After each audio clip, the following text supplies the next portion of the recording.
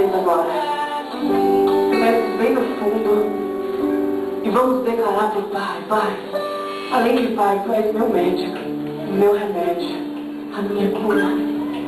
Porque Ele é a cura, o amor que nos cura. Ele é. Em uma das aulas do CTM, uma das aulas que nós tivemos foi uma aula que me marcou profundamente.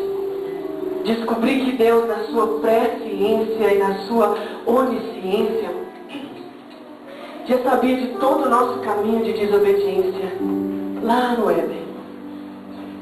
Mas mesmo assim, sabendo que tempos depois, na plenitude dos tempos, Ele entregaria nessa cruz o seu próprio Filho, mesmo sabendo que nós custaríamos a Ele este preço, Ele disse: eu pago.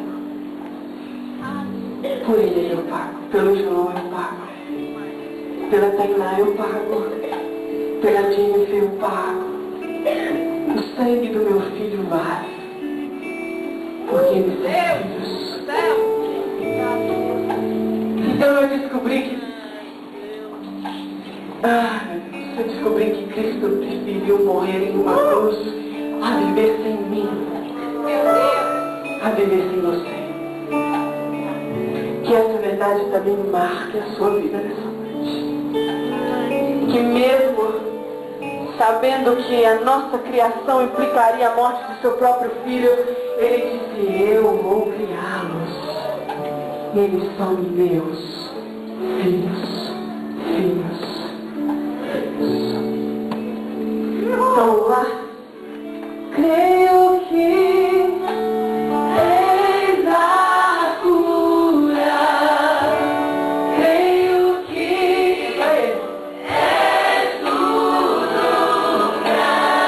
Pai, são teus filhos, somos nós.